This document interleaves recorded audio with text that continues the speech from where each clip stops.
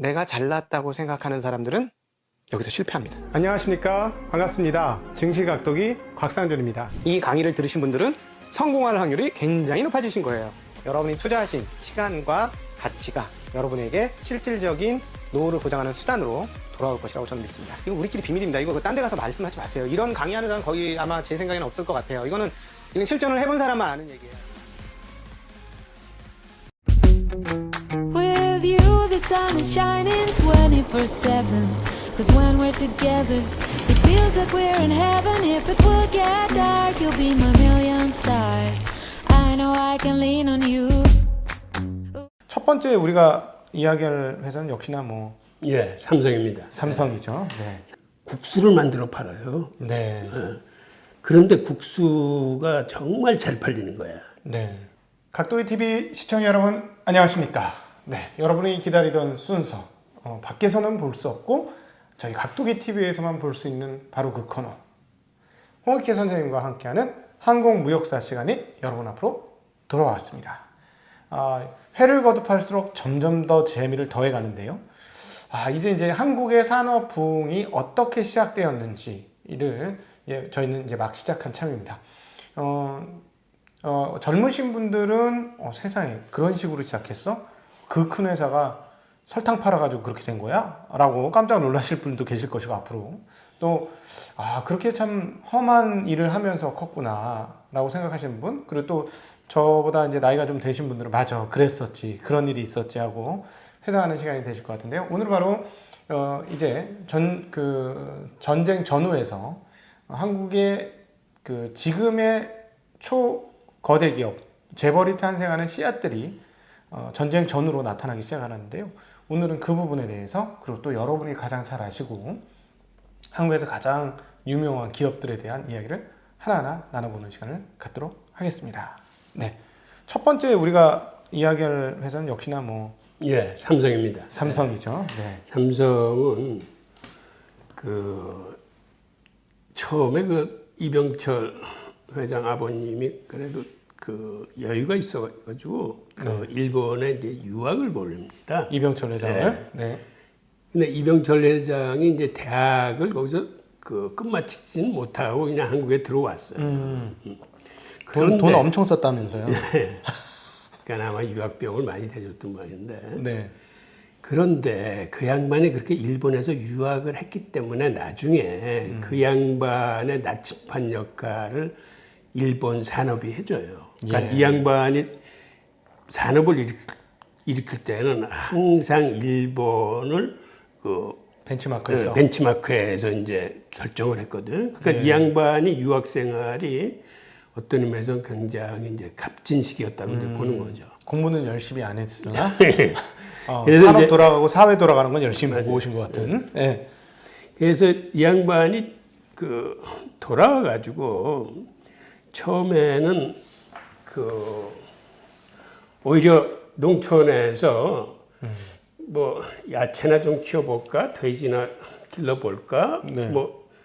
닭이나 키워볼까 이런 생각을 해요. 그리고 실제로 그런 사업을 해. 그런데 네. 다행인지 불행인지 그게 잘 안 됐어요. 예. 그래서 이제 그거를 이제 끝맺음을 하고 그다음에 친구들하고 마산에서 정미소를 열어요.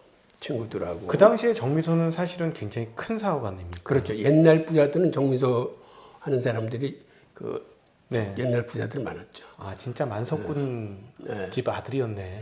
그런데 이 양반은 정미소를 하면서도 그렇게 크게 잘 되지 못했어요. 그러니까 어떤 때는 손해를 보는 거야. 그래서 다른 사람들은 정미소 하면 다 떼돈을 번다는데 부자라고 그러는데 왜 우리는 안 되지? 라고 가만히 생각해 보니까, 그래서 분석을 해 보니까 이건 특별한 전략이 없이 쌀을 필요하면 사고 달라 그러면 팔고 하는 이런 걸 하다 보니까는 오히려 비쌀 때 쌀을 싸고 싼 값에 팔고 하는 이런 짓을 했더라라고 이제 자기 반성이 시작됩니다. 그래서 쌀도 이거를 시황을 잘 본 다음에 쌀 때 사들이고 이거를 비쌀 때 팔아야 되겠다라는 장사의 기본적인 원칙을 거기서 정해. 네. 그 후로 이제 정미소가 잘 돼요. 잘 돼요. 네, 네. 그 후로 이제 하나씩 이제 사업을 늘려가는데 자동차 회사를 하나 운영해. 그러니까 예. 중고차 한 10대 사고 새 차 10대 사가지고 이제 네. 그 택시 영업이나 이제 이런 걸 하는 거죠. 네. 근데 그것도 사실은 그렇게 잘 되지 못했어요. 예. 그러니까 이병철 회장도 처음에는 여러 가지로 고전을 해. 네. 네. 네. 그리고 그 다음에 정말 가닥을 잡은 거는 이 양반이 이제 무역에 눈을 뜨기 시작합니다. 네.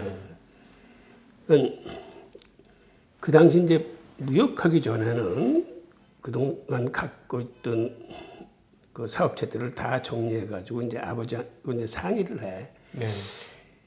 이제는 뭐를 하면 좋을까요? 했더니 그래도 땅만한 게 없으니까는 그거 다 처분해서 일단 땅에다 묻어둬라 그래. 그래서 김해평야 일대 땅들을 죄 사들입니다. 네.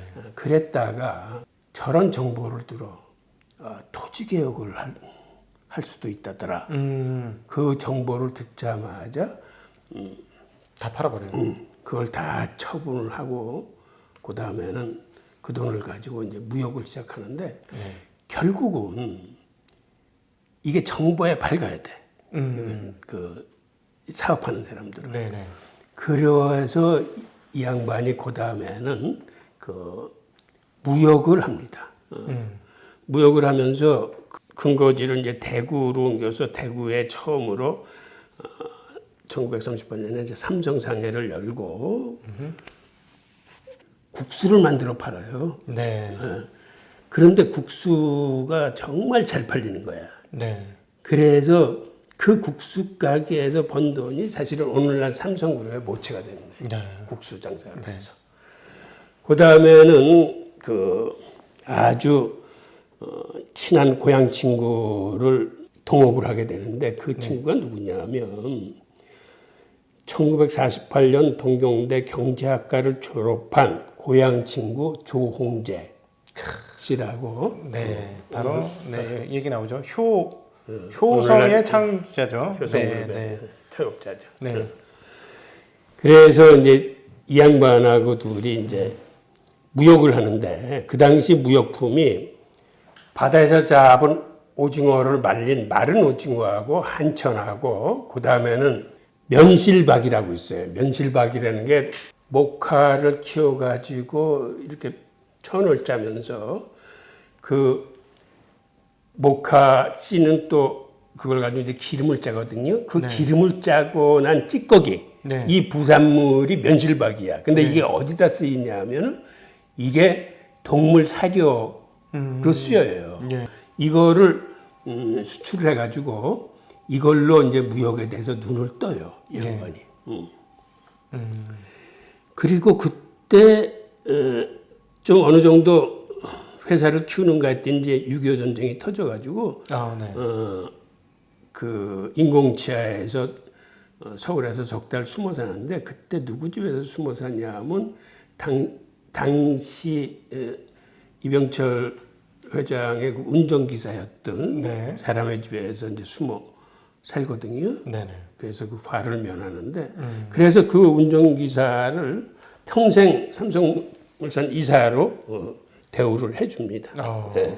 아, 의리는 있었네요. 이런 그런 걸 챙겨주는 의리. 그리고 이 양반이 메가더 장군을 굉장히 좋아해. 그 이유가 예.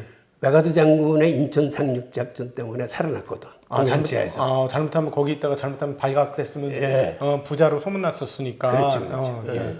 그래서 이 양반 그 호암미술관, 용인에 있는 호암미술관 앞에 메가더 장군 동상이 서 있어요. 그렇군요. 자기 생명의 의인이다 이렇게 생각하는 모양이네요. 네. 그리고 이 양반이 본격적으로 돈을 버는 거는 이제 한국 전쟁 중이에요. 그 당시에는 이제 시중에 지천이 널려져 있는 그 포탄 껍데기들, 그 다음에 그 폭격 맞은 뭐 공장 기계들, 뭐 이래가지고 쇳조각들이 막 굴러다녔거든. 네. 그러니까 그 쇳조각들을 수거해서 그걸 일본에 수출하는 거예요. 여기서 사실은 큰 돈을 법니다. 진짜 무역으로 돈을 버네요. 그래서 그 삼성물산이 태어나가지고 한 3, 4년 사이에 자본금이 20배로 늘어나. 그만큼 돈을 벌었다는 거죠. 예, 3억으로 시작한 게 네. 60억이 돼. 그 예, 당시. 예. 60억 한. 순식간에. 네. 네. 그렇게 이제 자본이 좀 쌓이니까 그 다음에 했던 게 그 당시 우리나라가 설탕을 다 수입할 때예요. 그렇죠. 그래서 그 당시 제일 중요한 게 수입 대체 산업인데 이제 처음으로 제당 회사를 만듭니다. 네. 근데 제당 회사도 그렇게 처음에는 만만치 않았어요. 처음에는 시운전하는데 계속 실패를 하는 거야. 공장을 그러니까 만들어 놓고 설탕이 안 나오고 그냥 액당 같은 게 막 흘러나오는 거야. 그래서 고민을 하고 있는데 예. 우연히 그때 다른 공장에서 파견 나와 있던 용접공이 그걸 보더니 그 원당을 너무 많이 집어넣는 거 아니에요? 한꺼번에? 라는 말을 툭 던져.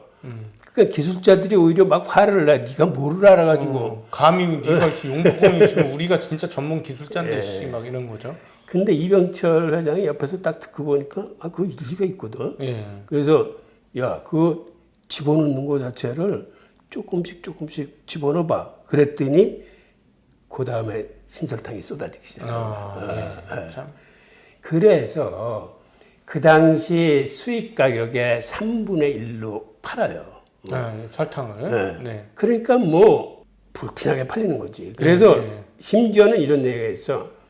아침에 한 트럭 이렇게 내보내면 저녁 때 그 트럭이 돈을 한 트럭 가지고 들어와. 그래서 아주 그 시중의 돈을 엄청나게 끌어모았다. 근데 그러고 이제 설탕 공장이 잘 된다는 소문이 퍼지니까 그 후에는 이제 많은 설탕 공장들이 생겨요. 네. 그래서 나중에는 이게 또 경쟁력을 잊어버려. 너무 많이 설탕 공장이 생겨서. 예.